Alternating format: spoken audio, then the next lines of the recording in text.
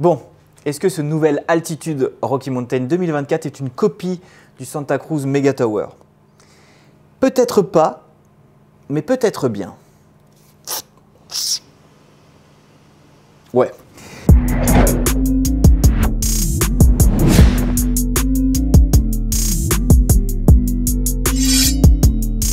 Première chose, si on décrit un petit peu le bike, qu'est-ce qu'on a? On a cet amortisseur qui revient le plus proche possible du boîtier de pédalier. Il faut savoir quand même que Rocky Mountain avait déjà fait ça il y a assez longtemps sur un ancien vélo, donc ils ont quand même un petit peu de légitimité à faire ça. Mais du coup, ce qui va avec, c'est que maintenant on a un triangle arrière qui est rigide avec deux biellettes qui font la jonction. Ces deux biellettes qui tournent dans le sens opposé. Et donc ils ont appelé cette géométrie le LC2R pour low center, pour le centre de gravité bas, et counter rotative pour le fait que ça tourne en opposé. La biellette qui tourne en opposé comme ça, c'est quelque chose qui est assez qui est commun à Rocky Mountain puisque c'est ce qu'ils font depuis très longtemps. Ils ont souvent la base arrière et la biellette qui tourne en sens opposé et ça fait ce que j'appelle des quadrilatères torsadés. Ça reste un quadrilatère, ça reste un point de pivot virtuel. Ils ont appelé ça LC2R, mais on pourrait se dire mais pourquoi ils n'ont pas appelé ça VPP puisque c'est exactement la même chose. C'est très proche, c'est la même chose, mais VPP ça veut juste dire point de pivot virtuel en fait. Donc ça n'apporte pas plus non plus et de toute façon tout ça c'est des noms commerciaux. Je pense qu'on s'en fout sur cette chaîne. Des noms commerciaux? Putain, des noms commerciaux. Ah, ce sont des noms commerciaux. Et sur cette chaîne, on est des noms commerciaux. Alors oui, ça ressemble beaucoup à un VPP de chez Santa Cruz, mais en fait, ça ressemble beaucoup plus à un Intense Tracer. Parce que l'Intense Tracer, ils ont fait le choix d'avoir un point de pivot qui est concentrique au pédalier. Et sur ce Rocky Mountain, on a effectivement un des points de pivot qui est concentrique au pédalier, c'est-à-dire qu'il y a un gros roulement autour du boîtier de pédalier et c'est ce qui joue le rôle d'un des points de pivot. On ne devrait même pas tellement comparer ça au Santa Cruz, mais puisque Santa Cruz est si populaire, bien sûr, on le fait. Et alors, je me suis amusé, d'abord d'un point de vue statique, c'est-à-dire tu regardes les angles et est-ce que, effectivement, en regardant les angles, le Mega Tower et l'altitude sont si proches que ça? Et bien, ce qui est un peu difficile à dire, c'est qu'en fait, aujourd'hui, les vélos, ils ont tous un petit peu de personnalisation qu'on peut faire avec leur géométrie. C'est-à-dire que sur le Mega Tower, il y a deux positions d'amortisseur.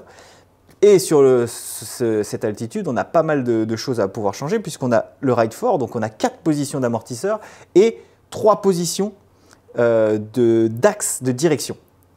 Donc on a l'axe de direction, donc le pivot de fourche, on peut l'avancer de 5 mm ou le reculer de 5 mm et donc ça nous donne 3 positions. Ce qui nous permet quasiment de changer, indépendamment du reste, le reach. Et avec ces reach qui s'allongent d'année en année, je trouve que c'est vraiment pas mal de pouvoir vraiment choisir en fait, si on veut vraiment avoir un grand reach ou pas. Et aussi, ce qui est intéressant avec ça, c'est que maintenant les différences entre deux tailles sont vraiment très faibles. C'est-à-dire qu'on ne peut plus vraiment se tromper. Je sais que beaucoup de personnes sont à cheval sur les size charts, là, les guides de taille chez les marques, et ils ne savent pas s'il faut qu'ils prennent un M ou un L. Et ben aujourd'hui, la différence entre un M long et un L court, elle est de 1,2 cm, donc 12 mm. Donc c'est plus une grosse erreur si tu fais l'erreur de taille. Et donc si tu cherches à comparer ces deux vélos et à essayer de les faire se ressembler au maximum, et ben tu peux prendre le Santa Cruz Mega Tower et tu le mets en position low, avec l'amortisseur en position low pour baisser son boîtier de pédalier et ouvrir un peu l'angle de chasse. Si tu fais ça, et ben de l'autre côté chez Rocky Mountain, ce qu'il faut faire, c'est mettre tout au plus steep possible, au plus raide possible. Et donc ça, tu l'obtiens avec l'amortisseur en position 4, donc vraiment plus steep, et aussi l'offset de fourche, là, pas l'offset de fourche, mais l'offset de direction, au plus court possible. Et là, tu as vraiment des frères, presque des siamois. Non, pas des siamois, des jumeaux, presque des jumeaux.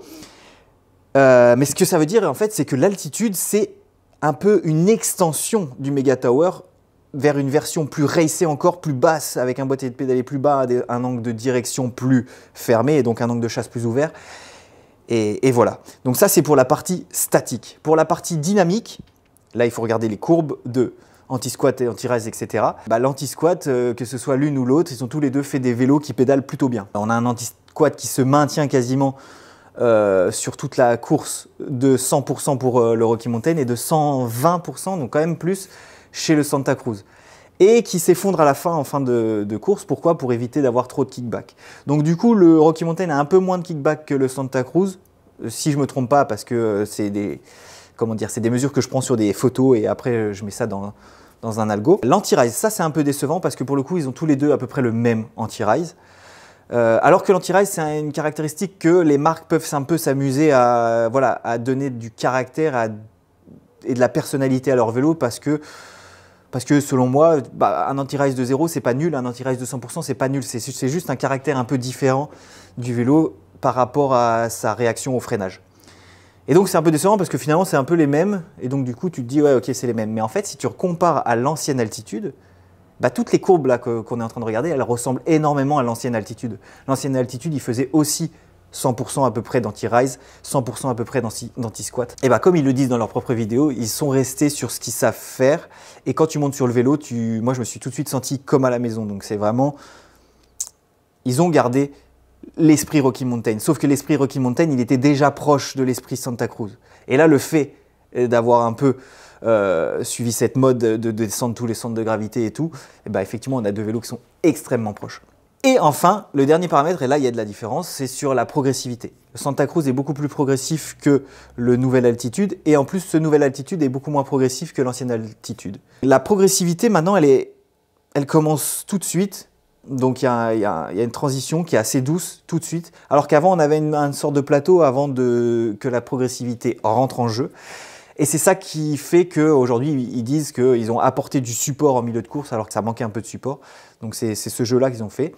Par contre, on a une progressivité plus faible. Donc c'est un vélo qui, je pense, c'est bien à rouler avec un amortisseur à air parce qu'au moins tu peux gérer ta progressivité avec tes spacers, etc. Moi, je le roule avec un amortisseur à ressort parce que déjà j'en ai et parce que j'aime bien. Mais du coup, avec un amortisseur à ressort, ce que j'ai fait, c'est que j'ai augmenté d'une tare mon ressort pour justement pour compenser, parce qu'en général quand tu as un vélo linéaire, il faut augmenter ta tare et justement c'est surtout quand tu as un vélo progressif, tu peux te permettre de diminuer la tare de ton ressort. Ou utiliser un ressort progressif. Donc ça j'essayerai bien, mais il faut juste que je trouve le temps de faire ces choses-là. Parce que là, comme je le roule avec ce ressort un peu plus raide, je kiffe quoi. Le vélo est vraiment bien, mais j'essaierai bien par curiosité un ressort progressif. Ensuite, qu'est-ce que ça donne sur le terrain en fait? Il y a un truc qu'on voit pas aussi entre ces deux vélos là, c'est la rigidité. Peut-être qu'il y en a un qui est plus rigide que l'autre et tout, et ça moi je peux pas le voir sur des photos, il faudrait essayer les deux, voire les mettre sur un banc les deux, mais ça on le voit pas. Par contre ce que je sens c'est que quand je monte sur ce vélo, on ressent le fait que le centre de gravité soit plus bas. Quand je tourne le guidon là, que je penche le vélo, tu sens que il y a presque rien dans les mains en fait, et c'est hyper joueur. Et je sens aussi que ce vélo il a envie d'avancer, et j'ai l'impression qu'il a envie d'avancer par le bas là. Et c'est vachement fun, et surtout je le sens très compact, j'ai l'impression que tout se passe ici. Et plus je lui en mets, plus il en veut. Et je pense qu'il est plus rigide que l'ancien, et ça m'étonnerait pas, puisqu'avant on avait un long haut banc. Et là, tout est assez compact et un triangle arrière très rigide, donc je pense que effectivement c'est ça que je ressens. Et l'année dernière, j'avais un vélo en altitude qu'on m'avait prêté musculaire, j'en ai pas fait beaucoup. Cette année, j'ai ce vélo-là qu'on me prête aussi, et je pense que je vais monter beaucoup plus régulièrement dessus parce que ce vélo, il m'amuse quoi. Il est vraiment bien né.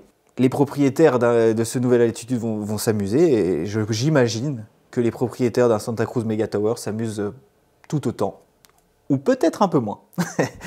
Allez, à plus.